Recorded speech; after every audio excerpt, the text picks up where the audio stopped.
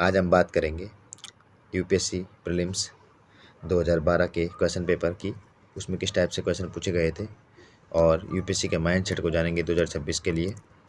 ठीक है, तो पहले क्वेश्चन से शुरुआत करते हैं। उस समय पूछा गया था, क्वेश्चन देख सकते हैं आप स्क्रीन पर। पंचायत अनुसूचित क्षेत्रों में विस्तार अधिनियम 1996 के अंतर्गत समाविष्ट क्षेत्रों में ग्राम सभा की भूमिका। पहला है, ग्राम सभा में भूमिका हस्तांतरण रोकने की शक्ति है। ठीक है, ग्राम सभा व्यवहार लघु वनोपज का स्वामित्व होता है। सही है, पॉजिटिव स्टेटमेंट है। तीसरा बोल रहा है, अनुसूचित क्षेत्रों में किसी भी खनिज के लिए खनन का पट्टा पूर्वापेक्षण लाइसेंस प्रदान करने की ग्राम सभा की अनुमति। किसी भी एक्सट्रीम बात आ गई, किसी भी नहीं है, उप खनिजों के लिए ओनली। उप खनिज होते हो जो कंस्ट्रक्शन वर्क के लिए काम आते हैं, जैसे बालू, रेत, बजरी। ठीक है, तो इस टाइप से हमने उसके माइंड सेट को समझा कि किस तरीके से एक्सट्रीम स्टेटमेंट देखकर बात को घुमाने की कोशिश करता है। दूसरा पॉलिटी में क्या था, स्थगन प्रस्ताव से क्या क्या बात बोल रहा है। तो स्थगन प्रस्ताव, अब आपको तो पता है स्थगन प्रस्ताव सार्वजनिक बहस के मुद्दों के लिए लाया जाता है, लेकिन इससे हमें और फैक्ट भी पढ़ने हैं। जैसे इसमें 50 सदस्यों के अनुमोदन की आवश्यकता होती है, केवल लोकसभा में लाया जा सकता है, मिनिमम 2 घंटे 30 मिनट चर्चा होती है। तो इस टाइप से ना है, पीवाईक्यू का मतलब यही है कि ऑप्शन के साथ साथ आप उसको जो क्वेश्चन दे रखा है उससे और क्या फैक्ट बन सकते हैं उनसे भी देखना, क्या पता अगली बार उन्हीं से बन जाए। अब तीसरा क्वेश्चन, जैसे राष्ट्रीय जैव विविधता प्राधिकरण के बारे में बोल रखा है, तो इसमें ना है दोनों, जो दो बातें हैं ना वो पॉजिटिव है। जैसे एनबीए जैव चोरी को रोकता है, संसाधनों का संरक्षण करता है। एनबीए की अनुशंसा के बिना जैविक संसाधनों से बौद्धिक संपदा अधिकार तो आवेदन नहीं किया जा सकता। बिल्कुल इसकी पावर की बात बोल रहा है। दूसरा क्या बोल रहा है कि एनबीए ना डायरेक्ट संशोधन पर चल रहे वैज्ञानिक अनुसंधान को प्रत्यक्षता मॉनिटर करता है। अब भाई कोई भी अथॉरिटी है वो डायरेक्ट मॉनिटर नहीं करेगी, उसके लिए कमेटी बन रखी है, जेनेटिकली इंजीनियरिंग अप्रेजल कमेटी बनी हुई है, ये करती है। ये बन रखी इन्वायरमेंट प्रोटेक्शन एक्ट 1986 के तहत। ठीक है, क्या पता अगली बार इसी, एक बार 2015 में इससे क्वेश्चन आ भी रखा है कि जीएसी क्या है, तो इसी से ये उठा है। ये मतलब ओवर लिंक है, एक दूसरे से ना लिंक है ये सारे क्वेश्चन। ठीक है, अब जैसे ये क्वेश्चन है, हरित न्याय प्राधिकरण 2010 के भारतीय संसाधन संविधान में निम्न से कौन सा प्रावधान शामिल है। तो स्वच्छ पर्यावरण का अधिकारी है 21। अब जो ये दोनों है ना, ये बात तो सही कह रहा है, 275 में एससी के लिए अनुसूचित क्षेत्र में प्रशासन का स्तर, तो इसका इससे क्या, हरित वाले से क्या मतलब है। दूसरा है 243 ए में ग्राम सभा की शक्तियाँ हैं, इसका इससे कोई मतलब नहीं है, तो ये फालतू में डिस्ट्रैक्ट करने के लिए दे रखा है। तो इस तरीके से क्वेश्चन ए ही उसका उत्तर है। अब जैसे जल मिशन है, तो जल मिशन उस समय चर्चा में चल रहा था लेकिन अब नहीं आएगा, तो इसमें हम जल मिशन वाले क्वेश्चन में एक बात दे सकते हैं। इसमें ना एक क्वेश्चन एक स्टेटमेंट गलत है। हिमालय से उद्गमित सभी नदियों प्रादी भारत की नदियों से जोड़ दी जाएंगी इस मिशन के तहत। भाई साहब, तुम नदियों को जोड़ ही नहीं सकते हो, सभी एक्सट्रीम बात कर रहा है ये, ना कैसे जोड़ दोगे तुम नदियाँ। ठीक है, दूसरा ये भी कह रहा है सरकार के लिए बोरिंग, ये जो मिशन है वाली, ये क्या काम करता है। सरकार कृषकों द्वारा भौमजल निकालने के लिए बिल्कुल मोटर, पंप सेट, वहन की प्रतिपूर्ति करती है। बिल्कुल छोटी छोटी चीज़ों की माइन्यूट पूर्ति नहीं करती भाई किसी भी बड़ी योजना में। ठीक है, जल नीति 2002 की है हमारी, ये फैक्टर याद रखना है। जल यूज दक्षता हमारी 20% से अधिक होनी चाहिए, जल मिशन तहत ये लक्ष्य रखा गया था। बाकी जो कुछ क्वेश्चन थे पॉलिटिकल में इतना स्पेशल नहीं है, मतलब उनके लिए हमें नॉलेज होना ही चाहिए। सातवां क्वेश्चन है कि board of union territory are not represented in the Rajya Sabha. भाई गलत है, यूनियन टेरिटरी के साथ साथ तुम्हारी जो राज्य होते हैं उन सब के प्रशासक इसमें शामिल होते हैं। दूसरा क्या है, भारत के संविधान के अनुसार संसद में केवल लोकसभा और राज्यसभा होती है, नहीं इसमें राष्ट्रपति भी होता है। दूसरा यहाँ पे एक्सट्रीम स्टेटमेंट है। पॉलिटी के क्वेश्चन के लिए हमें जाता ना है, नॉलेज की जरूरत होगी और साथ में हमें वो भी देखना कि कहाँ पे एक्सट्रीम बात कर रहा है ये।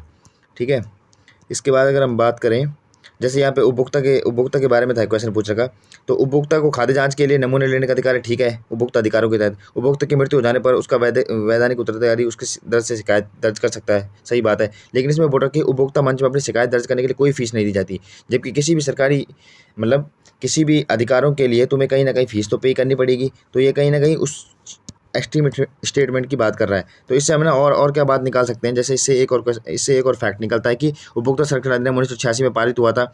विश्व में उपभोक्ता संरक्षण जो दिवस मनाया जाता है 15 मार्च को मनाया जाता है, भारत में मनाया जाता है 24 दिसंबर को। ठीक है, इससे हमने एक्स्ट्रा चीज़ें ये देखी। बाकी इसमें कुछ पॉलिटी के क्वेश्चन है, उसके लिए हमें बेसिक बुक्स पढ़नी पड़ेंगी। अब जैसे इसमें एक और क्वेश्चन पूछा गया था, अब जैसे साइंस के क्वेश्चन में ना मेनली क्या होता है कि तीनों आंसर सही होते हैं। जीवों के निम्नलिखित प्रकार पर विचार कीजिए। इसमें दे रखा है बैक्टीरिया दे रखा है, फंगी दे रखा है, फ्लावरिंग प्लांट दे रखे हैं। Some species of which of the above kinds of organism are employ as bio pesticides. कुछ जातियाँ कौन जैव कीटकनाशी के रूप में यूज की जा सकती है। बिल्कुल तीनों है, मतलब कोई अगर पुष्प पादपों की कोई एक भी प्रजाति अगर यूज हो गई तो ये स्टेटमेंट गलत हो जाएगी ना। इसीलिए वो हमेशा क्या करता है, साइंस के क्वेश्चन में जाता है तीनों को सही मानता है, क्योंकि वो मैकेनिज्म बेस है। अगला क्वेश्चन है इसमें, जीव भार गैसीकरण को भारत में ऊर्जा संकट के धारणीय हलों के रूप में समझा जाता है। कौन सा कथन सही है? अब जैसे ना इसमें पॉसिबिलिटी वाली बात दे रखी है, नारियल आवरण, मूंगफली का छिलका, धान की भूसी का उपयोग जैव भार गैसीकरण के लिए किया जा सकता है। एक पॉसिबिलिटी दिखा रहा है, कन्फर्मेशन नहीं है। दूसरा है जीव भार गैसीकरण द्वारा जनित ज्वलनशील गैसों में केवल हाइड्रोजन और कार्बन डाइऑक्साइड नहीं, ज्वलनशील गैसों में तो मीथेन भी होता है, प्रोपेन भी होता है, अमोनिया भी होता है। ठीक है, केवल है, केवल वो एक्सट्रीम बात कर रहा है। देखो तीसरा ना है, तीसरा जब एक्स्ट्रा लाइन ऐड करता है ना तभी भी गलत होता है क्वेश्चन। जैसे जैव भार गैसीकरण द्वारा जनित ज्वलनशील गैसों को ऊष्मा उत्पादन में सीधे उपयोग कर सकते हैं, लेकिन अंतर्दहन, अब लेकिन जो इसने अलग से स्टेटमेंट दी है यही इस क्वेश्चन को यही इस ऑप्शन को गलत कर देती है। तो इस तरीके से हमने इसके माइंडसेट को समझना है। अब जैसे इसमें था पूछ रखा what is the role of the ultraviolet radiation in the water purification system. अब पहली बात है कि यूवी का यूज जो है अल्ट्रा प्योरिफिकेशन सिस्टम में हो रहा है, तो ये क्या करती है? सूक्ष्म जीवों को नष्ट करती है। ये सभी अवांछनीय गंधों को, भाई कोई भी अभी तक ऐसी टेक्नोलॉजी नहीं आई जो सभी अवांछनीय गंधों को दूर कर देगी। तो जब दो गलत हो जाएगा तो आप स्टेटमेंट को कट करके भी देख सकते हो, मतलब एलिमिनेशन से क्वेश्चन के जो ऑप्शन होंगे वो कट हो रहे होंगे। तीसरा बोल रहा है कि जल की निर्मलता में सुधार लाती है। निर्मलता में सुधार से कोई मतलब नहीं यूवी रेज का, यूवी रेज केवल सूक्ष्म कीटाणु को नष्ट करती है। ठीक है, मतलब इस जो पीवाईक्यू थीम को हमारा एनालिसिस करने का जो उद्देश्य है वो ये है कि हम यूपीएससी के माइंडसेट को समझे ताकि वो क्वेश्चन में किस प्रकार से ट्रैप खेलता है। जैसे इस क्वेश्चन में ग्राफीन को बोला गया है कि क्या महत्व है उसका, एक द्विआयामी पदार्थ है, वो आप तक जांचे के सबसे तनु किंतु सबसे शक्तिशाली पदार्थों में से एक है, बिल्कुल ये नहीं बोल रहा कि यही है। तीसरा है वो पूर्णतः सिलिकॉन से बना हुआ है, बिल्कुल गलत है। कोई भी चीज़ ना एक ही धातु से या एक ही प्रोडक्ट से नहीं बनी हुई होगी, उसमें मिश्रण होगा किसी न किसी चीज़ का। तो यहीं पे उसने ट्रैप खेल लिया। अब जैसे ये है अक्सर सुर्खियों में रहने वाली स्टेम सेल कोशिका के बारे में। अब बोल रहा है स्टेम सेल केवल स्तनपायी जीवों से प्राप्त की जा सकती है, बिल्कुल गलत है। स्टेम सेल नई औषधियों को परखने के लिए यूज किया जा सकता है, सामान्य स्टेटमेंट है। स्टेम सेल कोशिका चिकित्सा थेरेपी के लिए यूज किया जा सकता है, बिल्कुल सामान्य स्टेटमेंट है। तो इस तरीके से सामान्य स्टेटमेंट को हमने जो है टिक मारना है और जो एक्सट्रीम स्टेटमेंट उसे गलत करना है।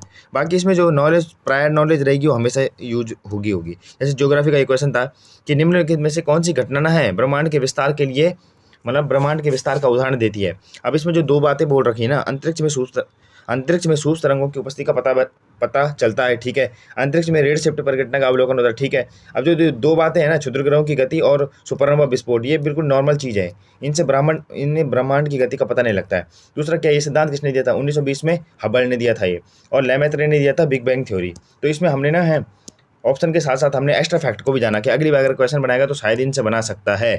ठीक है, बाकी इसमें था जैसे ये है, इसमें पूछा कहते हैं नागिर दरबार बेसर गया है, हमें पता है ये है तुम्हारी मंदिरों की शैली है। तो इसमें ऑप्शन में और चीज़ें भी थी देर की, जैसे तीन मुख्य घराने, क्या तीन मुख्य घराने हैं? तो हमें देखना है कि तीन मुख्य घराने ये तो नहीं है, लेकिन कौन है? ग्वालियर है, किराना है, पटियाला है।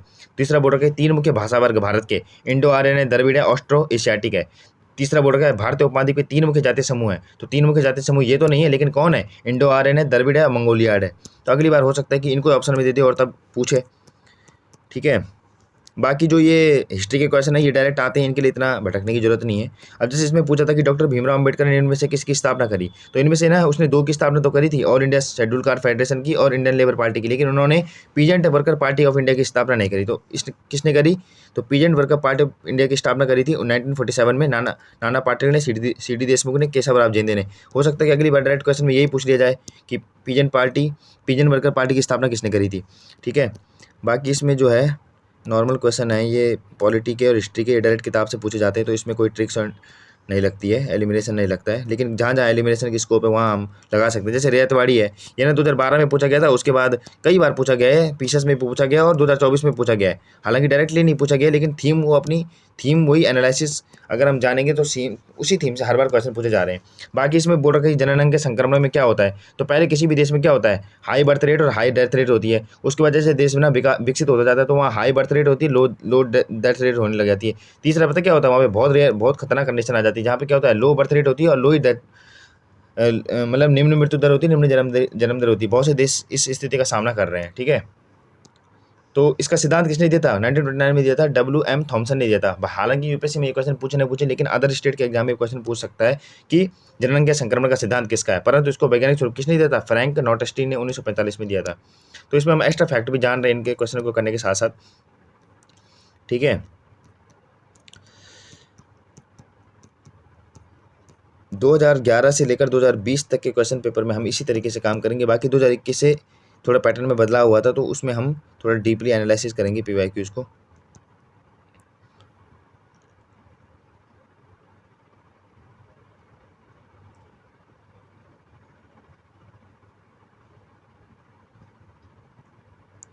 बाकी इसमें सारे क्वेश्चन लगभग ऐसे थे। अब जैसे ये है, निम्नलिखित तत्वों में से कौन सा पृथ्वी पर जीवन की उत्पत्ति के लिए मूलतः उत्तरदायी है। अब आप ना इसमें सेट देखने हैं कि हमें पता है कि हो सकता है कि हाइड्रोजन, ऑक्सीजन, सोडियम लगाए, लेकिन सोडियम का इसमें यूज नहीं है, तो एक ये वाला कट हो जाएगा। दूसरा ऑक्सीजन, कैल्शियम में, ठीक है, फास्फोरस का यूज नहीं है। कार्बन, हाइड्रोजन, पोटेशियम नहीं है, तो एक ही बच रहा है कार्बन शरीर के लिए, हाइड्रोजन पहले से था, हाइड्रोजन और नाइट्रोजन भी हमें पोषक तत्वों के लिए आवश्यकता होती है। तो कुछ क्वेश्चन ऐसे हैं जो डायरेक्टली हमारे नॉलेज से ही आएंगे, उनके लिए हमें कोई ट्रिक नहीं लगेगी, लेकिन काफ़ी स्कोप रहता है इसमें। जैसे दादाभाई नौरोजी से क्वेश्चन आ रखा है, तो अभी ना 200 साल पूरे हो गए दादाभाई के जयंती को, तो उनसे क्वेश्चन इस बार पूछा जा सकता है कि 3 बार वो ना अध्यक्ष रहे भारतीय राष्ट्रीय कांग्रेस के, 86 में, 93 में, 1900 में। दूसरा क्या है, 1892 में उन्होंने लंदन में सांसद भी रहे वो। 1866 में उन्होंने ईस्ट इंडिया एसोसिएशन की स्थापना करी, ठीक है। लंदन इंडिया सोसाइटी की स्थापना की 1865 में। उनकी एक बुक थी, क्या थी, un-British poverty and un-British rule in India 1901। तो इस तरीके से हमने ना दादाभाई नौरोजी से जरूर नहीं यही क्वेश्चन पूछेगा, बाकी इससे हमने अदर फैक्ट भी जान लिए हैं, ताकि कल के दिन अगर इनसे क्वेश्चन आए तो हमसे गलत ना हो। बाकी इसमें जो है, बाकी डायरेक्ट क्वेश्चन पूछे गए थे हिस्ट्री में जितना हो सके फैक्ट याद होने चाहिए, बाकी अगर ना भी हो तो कोई बात नहीं। जैसे लीड बैंक योजना है, लीड बैंक योजना का प्रमुख उद्देश्य था बैंकों के सघन विकास के लिए पृथक जिलों को अपनाए। लीड बैंक योजना की जिले की अर्थव्यवस्था सुधारने के लिए 1969 में अपनाई गई थी। अब जैसे इकोनॉमी में भी ऐसी क्वेश्चन आते हैं ज़्यादातर, जो बिल्कुल किताब के या फिर तुम्हारे नॉलेज के बेस पे रहते हैं। जैसे ये है, दुर्लभ मृदा धातु लगातार चल रही है, तो इसमें ना 17 धातुएं हैं, इसमें 15 तो लेंथेनॉइड्स हैं और 2 स्कैंडियम और याड्रियम है इसमें शामिल, ठीक है। बाकी क्रिटिकल अर्थ मिनरल भी है, जिसमें ये 17 रेयर अर्थ वाले होते हैं, बाकी अदर भी हो रहे हैं उसमें, कॉपर, जस्ता इति, ये सारे यूज होते हैं उसमें, ठीक है। हाँ, जैसे इसमें दे रखा था कि निम्नलिखित में से कौन सा वर्ग जो है इंडेंजर्ड में आता है, तो ये वाला था, great Indian bustard, musk deer, red panda, Asiatic wild ass. तो हमें ना इसके अब के आयुष्यन वालों को भी जानना है, तो इसमें ज़्यादातर ना इंडेंजर्ड और वल्नरेबल में है। बाकी लीस्ट कंसर्न भी है, जैसे नीलगाय लीस्ट कंसर्न है, हनुमान लगू लीस्ट कंसर्न है, चीतल लीस्ट कंसर्न है, लॉयन टेल्ड मकाऊ इंडेंजर्ड है, स्नो लेपर्ड वनरेबल है। 2009 में इसके लिए हमने प्रोजेक्ट स्नो लेपर्ड रखा था। स्वाम डियर वनरेबल है, रेसस मंकी लीस्ट कंसर्न है, ठीक है। तो ऑप्शन देर का हो सकता है अगली बार पर्टिकुलर क्वेश्चन पूछ ले, क्योंकि इन्वायरमेंट से भी लगातार क्वेश्चन पूछे जा रहा है। तीसरा क्या है, ये जनजाति उस समय चर्चा में चली थी, ऑरिक्स और चीरू, एक प्रकार की हिरन टाइप में होते हैं। तो ऑरिक्स क्यों चर्चा में चला था उस समय, इंडेंजर्ड है ये शामिल, क्योंकि 86 में ना ये विलुप्त हो गया था पूरे विश्व से, लेकिन इसको 2011 में वापस लाया गया। तो ये क्वेश्चन पेपर 2012 का है, तो करंट अफेयर पर भी फोकस रखना है। इस साल की जो भी जनजाति चर्चा में चल रही होगी, उनके हाई चांसेस है क्वेश्चन में आने के। तो ऑरिक्स और चीरू में अंतर यही था कि ऑरिक्स जो है गर्म क्षेत्रों में पाया जाता था, चीरू तुम्हारे तिब्बत, लद्दाख, जो ठंडे एरियाज हैं वहाँ पाया जाता है, ठीक है। दोनों हिरन की टाइप की जनजाति है। बाकी आपका था, जैसे एक बार इन्होंने ये भी पूछा था कि इनमें से कौन नेचुरली फाउंड होते हैं इंडिया में। अब क्या हो रहा है ना, है नेचुरली फाउंड बहुत पूछ रहा है, चाहे वो फसल हो, चाहे वह तुम्हारे फल हो, या फिर जीव जंतु हो, जो नेटिव स्पीसीज़ है, जो नेटिव है इंडिया के। तो जैसे ये था ब्लैक नेक्ड क्रेन, ये भी पाया जाता है। चीता नहीं है तुम्हारा, चीता नहीं है हमारे यहाँ का, क्योंकि चीता जो है हमारे यहाँ विलुप्त हो चुका है, तो बाहर से लाना पड़ रहा है। तो जैसे फ्लाइंग स्क्वायरल है, ये अरुणाचल प्रदेश में पाई जाती है, क्रिटिकली इंडेंजर्ड है ये। स्नो लेपर्ड है तुम्हारा हिमतेंदु, हमारे लद्दाख उत्तराखंड में पाया जाता है, ठीक है।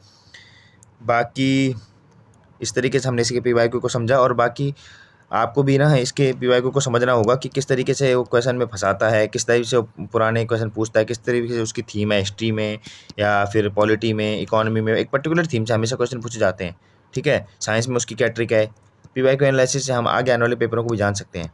तो इस तरीके से आपको वीडियो अच्छी लगी तो वीडियो को लाइक शेयर सब्सक्राइब जरूर कीजिए, और इसी तरीके हमारे और पीवाईक्यू सेशन के लिए हमारे साथ बने रहिए। तब तक के लिए धन्यवाद।